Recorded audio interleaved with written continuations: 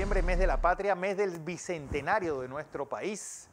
Y mi primer invitado, o mi segundo invitado de hoy, es el profesor Rommel Escarriola. Como siempre, profesor, un placer tenerle aquí en Next Noticias.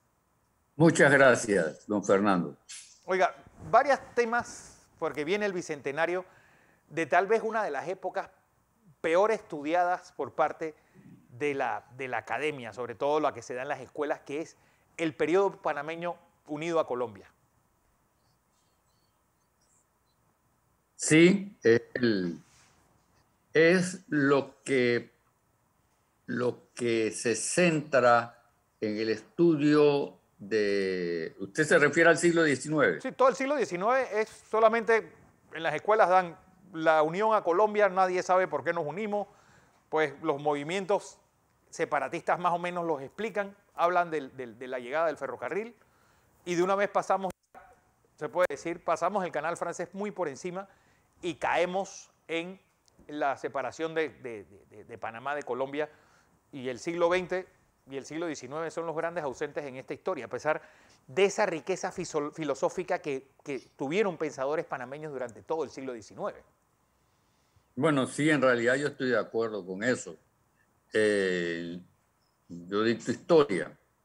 Empezamos con, ejemplo, el descubrimiento, la presencia del hombre en América.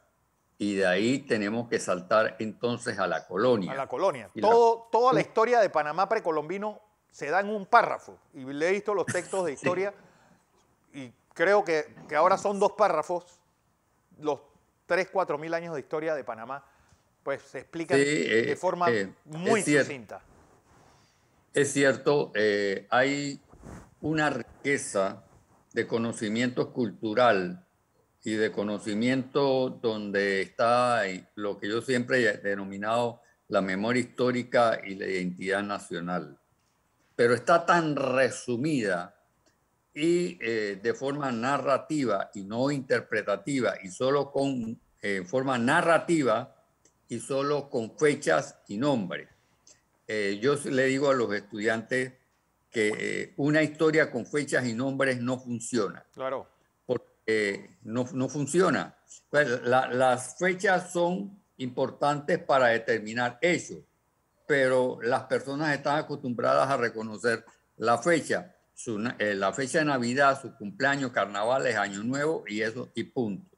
Entonces, cuando empezamos a hacer la historia a través de fecha y de nombre y no buscamos las causas fundamentales de ese hecho histórico, es como meterle algo en la cabeza inmediata al estudiante para que le salga por el otro lado. Sí. Porque no hay un análisis de esas causas. Y el siglo XIX es rico como pensadores. Ejemplo de Justo Arosemena, que crea el Estado Federal Panamá. Buenaventura Correoso, uno de los grandes. Buenaventura Correoso. La Guerra Civil de los 1000 días, que son 3 años de guerra civil, de 1899 a 1902. Yo creo que si de a milagro puedo dar el fusilamiento de Victoriano Lorenzo, porque eso es lo que más atrae y lo que más puede llamar la atención.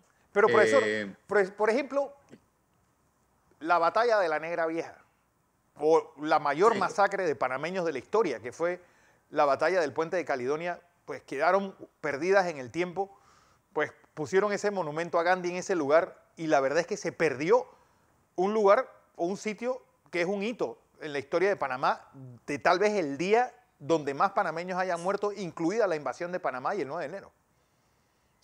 Sí, don Fernando, yo creo que yo he estado reflexionando últimamente en ese hecho y creo que uno de los motivos fundamentales es que después de la derrota del Puente de Caledonia el 26 de julio de 1900 y terminada la guerra civil, el Partido Liberal no reivindica el movimiento armado de la Guerra de los 1000 días. Solo Porras, que escribe la obra, el primer tomo de las campañas del Istmo, y uno que otro liberal. Pero recordar como partido político y estoy refiriéndome esta vez como partido político, una de sus grandes glorias, que fue la lucha armada contra el Partido Conservador, no lo reivindicaron. Y al no reivindicar el Partido Liberal, que en muchas ocasiones estuvo en el poder, Sí. es olvidar la historia. Y eso es lo que ha sucedido. Los copartícipes también de que la historia política, perdón, la historia académica, que también es una historia política, sea olvidada, son aquellos que han estado en el poder antes de 1968, porque no, miren, no reivindicaron a Victoriano Lorenzo, ¿No? ni siquiera el doctor Belisario Porras, que lo admiro mucho. No reivindicó a Victoriano Lorenzo jamás en la vida. Eusebio A. Morales, Carlos A. Mendoza, y estoy tocando figuras íconas importantes de la historia política de Panamá. Pero hay que hacer la crítica a que si ellos, el Partido Liberal y los otros miles partidos de la oligarquía panameña y los partidos de familia hubiesen reivindicado al liberalismo, otra cosa quizás estuviera pasando. Claro. Lo que sucedió es que esos partidos liberales se convirtieron posteriormente en partidos de familia, olvidándose su tradición, y al final de cuentas se avergonzaban de su tradición. Bueno, profesor, lo cierto es, ¿por qué no hay una historia oficial de Panamá? ¿Por qué los tiempos que ha pasado y la propia Academia Panameña de Historia o la Facultad de Historia de la Universidad de Panamá no ha escrito un compendio de historia de Panamá? Bueno, primero, existía la Academia Panameña de la Historia, Ajá. que eran historiadores no profesionales y que no habían asistido a universidades y no tenían la metodología que se usa actualmente. Bien. Entonces, cuando ese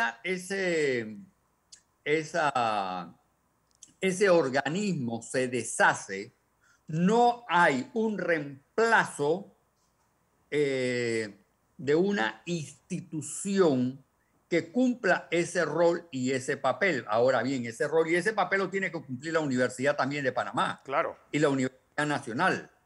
Y además, no solo la nacional, sino que lo tiene que cumplir las universidades privadas. Ahora, tendríamos que preguntarnos cuál es el rol fundamental de las universidades privadas, ahora que se está discutiendo una nueva ley en la Asamblea sobre la historia de Panamá, quién enseña la historia de Panamá, que ahora se metieron los museos porque dice que lo habían dejado por fuera. La pregunta sería, ¿cuál ha sido la labor de las universidades privadas en el desarrollo, la composición y la estructura de un estudio de la memoria histórica para la enseñanza en Panamá? Para mí, perdone, ha sido totalmente nulo y no estoy en contra de las universidades privadas. Bueno, en todo lo que ha sido letras y artes liberales, como le llaman los americanos, la verdad es que ha sido muy poca el aporte de la academia. Sí. Y profesor, pues recordar este bicentenario, porque también se ve a vuelo de pájaro, pues se entra la figura de Rufina Alfaro, la pregunta es si existió o no, aparecieron estos gritos después del de las tablas, el de la villa, y aparecen estos gritos, pero pues ¿qué pasaba en Panamá y por qué se da esa independencia? ¿Fue por la ruptura de la sucesión española? ¿Fue por la invasión napoleónica a la metrópoli? ¿Qué motiva la separación de Panamá de España? La separación de Panamá de España tiene un motivo eminentemente económico. Cuando Bolívar estaba luchando en Sudamérica, O'Higgins y San Martín, y los sureños le piden ayuda a los comerciantes panameños para la revolución suramericana, cuando Bolívar se estaba batiendo a tiros y a cañonazos contra el realismo español, los comerciantes panameños, entre esos voy a mencionar un nombre que es el que firma el acta de independencia posteriormente en 1821, que es Mariano Arosemena. Es Mariano, el papá de Justo Con la espalda al movimiento insurreccional en Sudamérica porque España había expedido un decreto del libre comercio donde le daba oportunidades económicas para comerciar y por eso le dieron la espalda a las luchas independentistas. Y ahí no hubo patriotismo, ahí no hubo alternativas para hacer la unión con Sudamérica. Simplemente ellos decidieron, hay dinero y nos vamos detrás del dinero, y esos próceres de 1821 siguen en el poder hasta 1903, que son los que construyen la República, sí. Porque el Partido Conservador, los dueños del comercio de Panamá son los que hacen la independencia, y esos son precisamente los antecesores de ellos, fueron los que traicionaron al libertador Simón Bolívar. Bueno, lo cierto es que yo creo que tenemos mucho que contar, y sobre todo va a ser un mes donde los panameños debemos hacer esa gran reflexión de quiénes son los verdaderos héroes y villanos de toda esta gesta. Exactamente. Y sí. ¿Qué ha habido en este país? Porque, por ejemplo, más adelante voy a tener a la doctora Guillermina de Gracia, que es una estudiosa del Panamá precolombino, que es el gran desconocido también de nuestra historia. Así que, profesor, como siempre, un placer tenerle aquí en Next Noticias. Y sobre todo, pues, un día vamos a pasar también y hablar de ese debate habido sobre la leyenda negra española.